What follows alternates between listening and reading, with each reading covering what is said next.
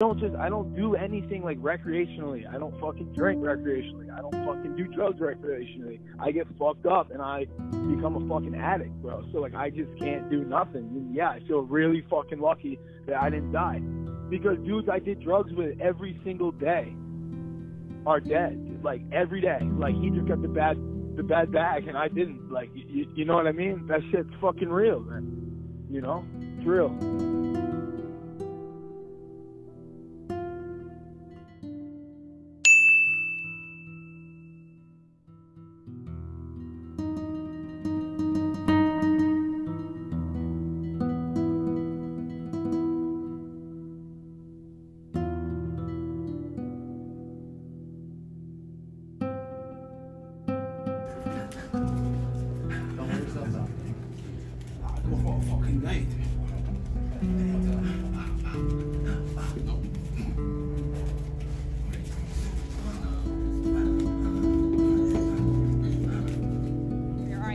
Talk about our next fight. If things are about to get a little loud in here, this is the reason why. Brennan Ward versus Brandon Bell. Brennan Ward is from Connecticut. He has not been in a cage since 2017. He battled major drug addiction. He overcame that.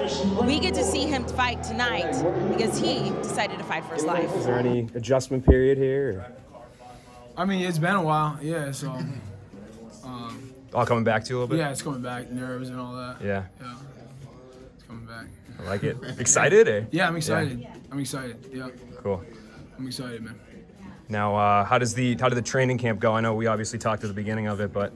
Good, training was great. I trained more for this fight than I probably have from, like, no exaggeration, probably from at least my last 3 or 4 fights. He's got with Gonzalez.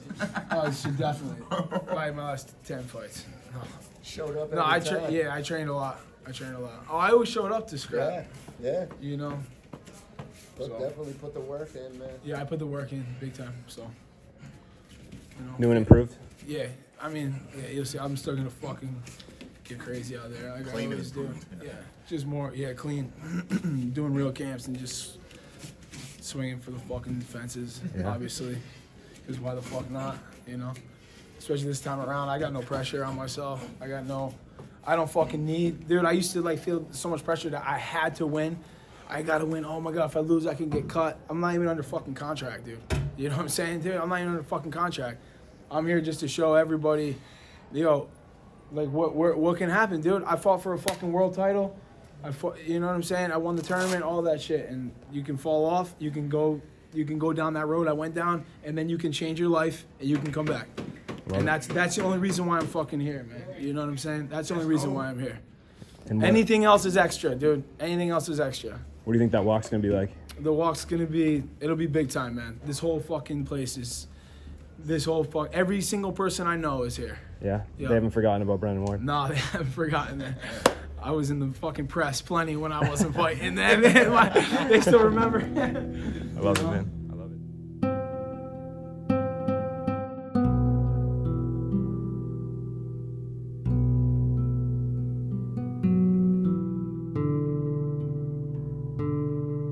Brennan's father is my coach and business partner at the gym. So I remember Brennan when he was like 16 years old, and we'd be in there sparring, and he'd come in and try to knock us out. We'd be like, "Who the fuck is this 16-year-old kid trying to knock us out?" You don't want to hit him with a fucking man punch, you know what I'm saying? But he would take every bit of it. He's been in the gym. How long I known you, B? Since you were like 15 or 16? Yeah, at least. Yeah. Yep, watched him wrestle. Cheered against him at the ECC finals against Billy Hirschneider. Billy Hirschneider. he reached out to me. Yeah. Good dude, man. Solid. Good dude. What do you think of the reinvention here, the resurgence? Listen, Is it man, everything that it's tacked up to be? Let me tell you something, man. Anybody that still judges addiction has had a blessed life. Because if it hasn't touched you at this point, addiction does not discriminate, man. It can get its fingers into anybody. So, I mean, there was a point, you know, that every time the phone rang, you know, between Brennan and a few other people, you know, I wasn't sure if he was going to be alive, man. So just to see him get clean and sober is a blessing.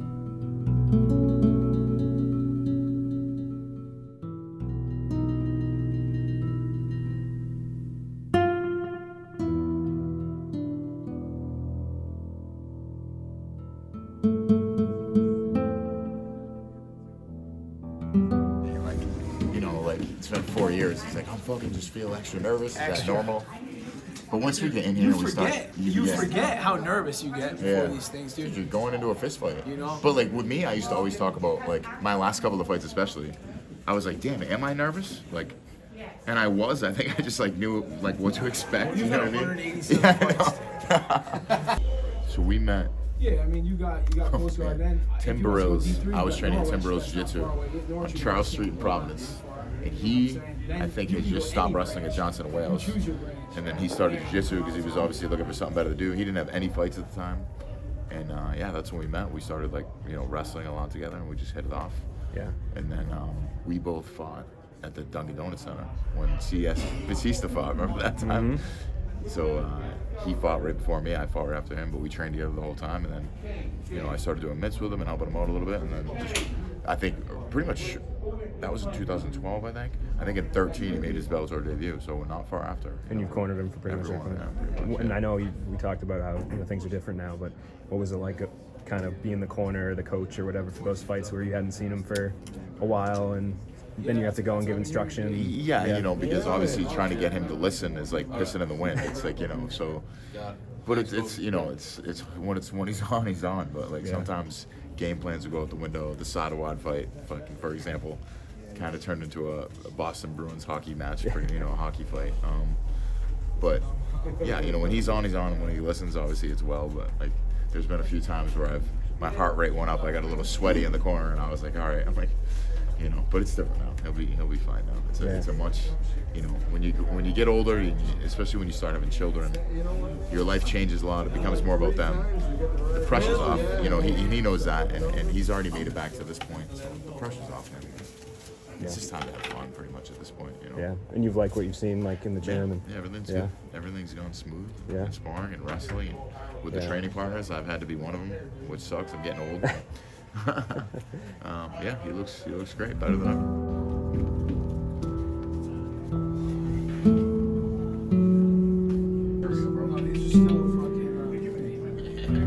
These are still medium. They might go right over him. Yeah. Those mitts, Jay.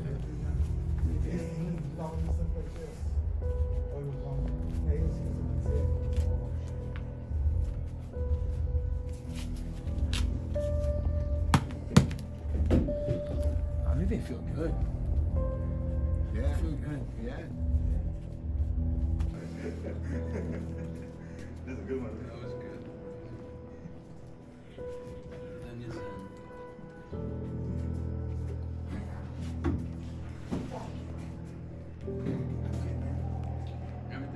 And I guess, what do you think that mental switch was? Like, is there something you can point to? Like, you know, I guess from a training perspective, is it some certain traits or something you can see in him that's different? Is he more like dedicated? Is it more? Well, yeah, I mean, just focusing his energy towards everything fighting. he was doing in his life, like especially working outside of the cage, was focused on getting dope. Like, he was working to make money to get dope, and like his whole life was revolved around that, and you could just see it in just his attitude and the way that he was back then, you know. So now it's different, you know. Now he's got a kid, his focus is his family, and when he's training there, he's all in, you know. So it's a lot different now. But I'm never worried about the switch, you know. A lot of people can't turn it on. With him, man, there's something about putting a mouthpiece and gloves on that kid and telling him to go. There's never an issue with holding back. Sometimes it's too much. Sometimes you have to like wheel him back a little bit, but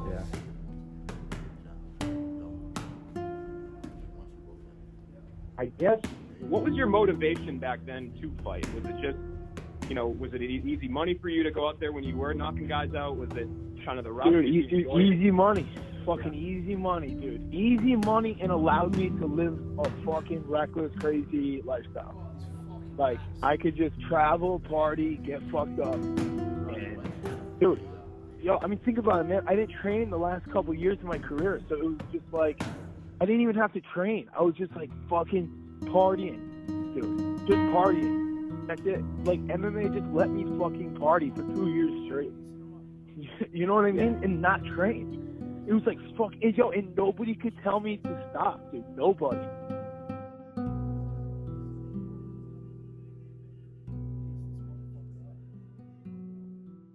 Yeah. Couple. Yeah.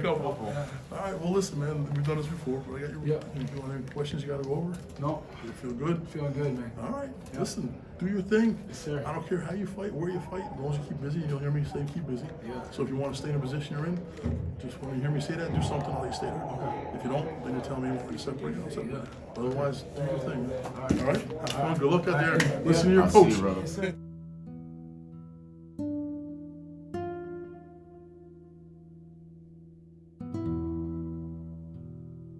Okay, we're moving.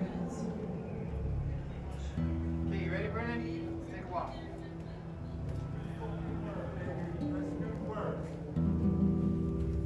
You know, I kind of got this rap, you know, over the last couple, you know, because it's some, you know, how I went out in my career, you know, with all the partying and the not training. So yeah, you know, now that I'm a little bit older, you know, I can, you know, I'm living more of a clean life now. You know, I got a family and I got my priorities in line, and I was just a young, wild dude back then, you know, and I was partying all the time, not training at all, and you know, now it feels good to be in the gym, to be focused, and actually, you know, really wanting to win.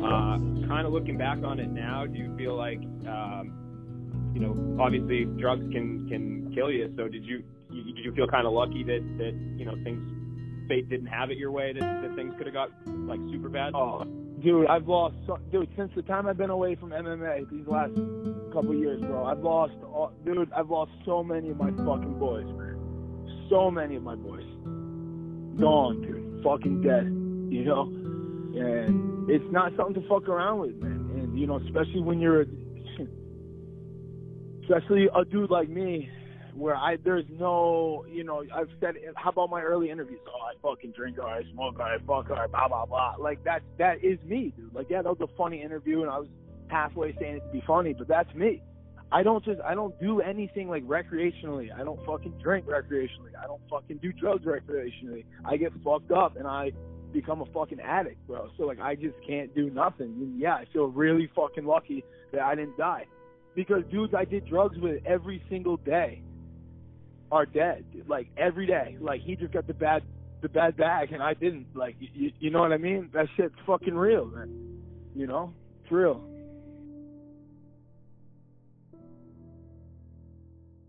And now, to make his way to the cage, the juggernaut, Brandon Bell.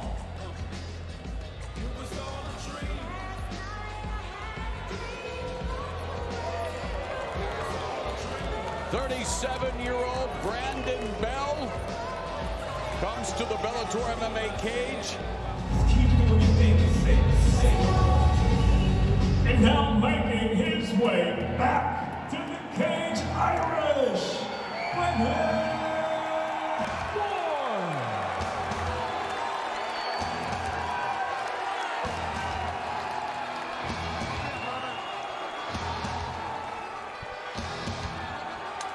Wanted to give Brennan Ward an opportunity to soak up the cheers of music to his ears, John, after everything that he's been through.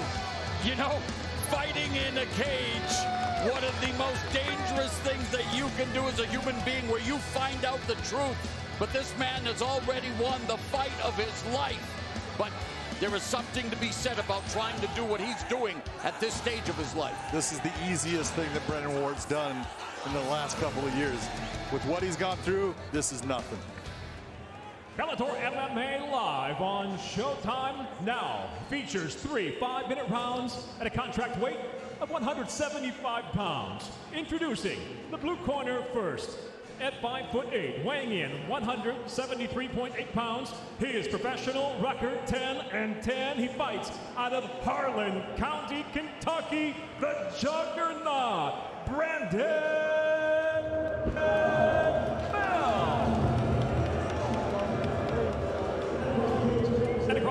his adversary, fighting out of the red corner. At 5'10", weighing in 174.8 pounds, the former Bellator middleweight title challenger returns to the cage with 14 professional victories, 6 defeats from New London, Connecticut.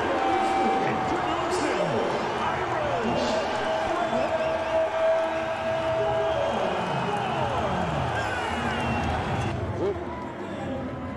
Let's go, Weezy.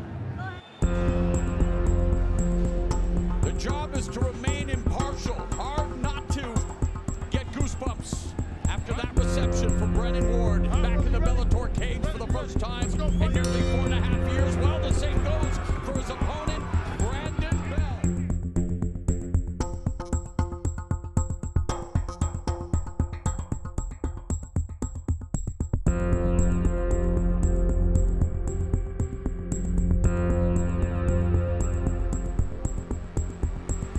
His 2-year-old daughter gave a new meaning to his life. He went from drug addict to a parent who prioritizes child's life above all else. And that's who he's looking to feed and support with his fists and his will. Brennan just needs to keep going back to that jab. His jab is lining Bell up. He just needs to sit down on it and just keep snapping it out. Brennan Ward seek and destroy mission. Bell looking to take Ward off his feet. Beautiful job by Ward to take the back. And now drilling Bell with a series of left hands. Listen to the crowd. Bell needs to move. If he stays here, he's in trouble. See, Brandon Bell is now cut.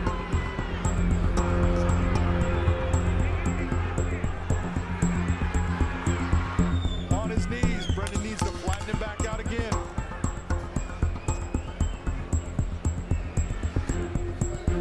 First round couldn't have gone better for Brennan Ward.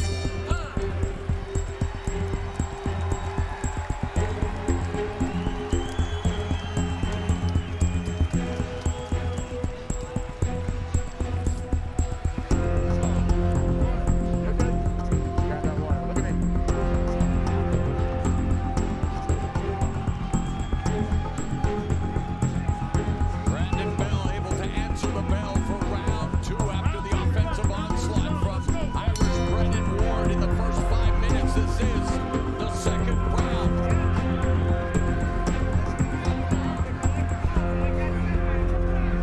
And a dominant opening round results in a dominant scorecard as Big John McCarthy gave him the round 10-8 as Ward goes looking for the body blows, and he continues to tattoo Bell and has his back and again raining down the round. Bell is done. He is tired. He got hit with the body shot. Good job. Call it a comeback.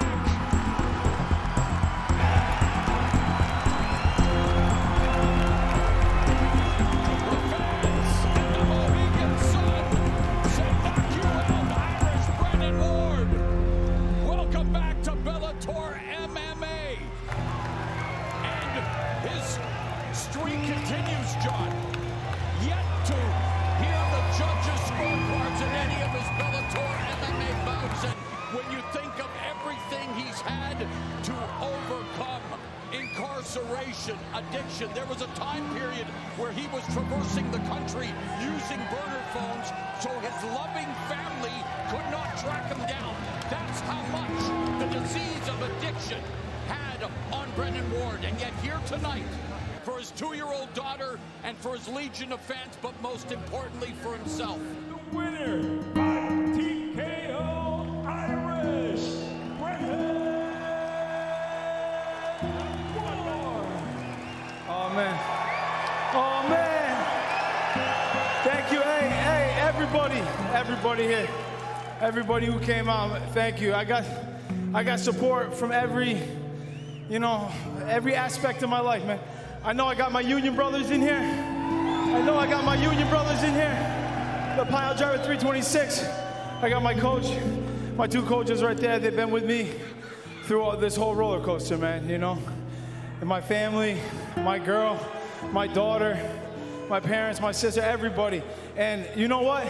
I came here tonight for myself, and I came here tonight to show the world that, yo, you can go to fucking hell, and you can come back. And you can come back. You can come back.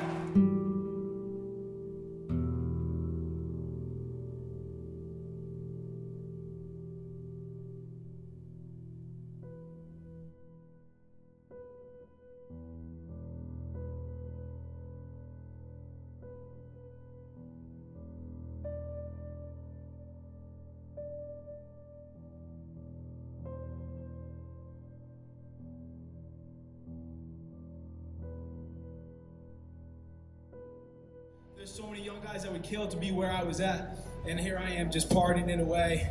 So instantly I was like, fuck, I gotta get back somehow. But I was already down that rabbit hole, man. You know, I was down that rabbit hole, and so I wanted to prove to myself, and I wanted to prove to the world, dude, that you can come back. You can come back from that shit. I thought there was no coming back. You know, when I was at my worst, dude, I was like a fucking 162 pounds. Soaking wet, fucking maybe 165, dude, strung out as strong as can get. And if you said in a year and a half from now, man, I'd be fighting on a main card back home in Bellator, I'd be like, yo, I would love that, but how? Fucking how? You know what I mean? So I wanted to prove to, yo, you could, I would have needed to see this story back in 2017, 2018. I would have needed to see a dude like me and be like, fuck, okay, all right, man, let's go. I can do it. I didn't think it could be done. It can be fucking done. And I want the world to know when you're struggling, man, and you are down and out. I'm talking really down and out. Look at me. You can do it, man. And I'm nobody special. It can be done. It can be fucking done. So that's the message I want to show. Yeah. And then also, if you do me, dude, you know what I do for people. You know what I do for the people I care about, for the kids around here, for people around here, dude. For dudes I work with, for like younger guys I work with. Yo, like I give the shirt off my back to be like, I'm a good. That's why these people have stood by me. That's why the people who are close to me have stood by me, because they know I'm a fucking good dude. But when I'm all fucked up, man, all bets are off. There's no telling. There's no telling what I'm gonna do. You know.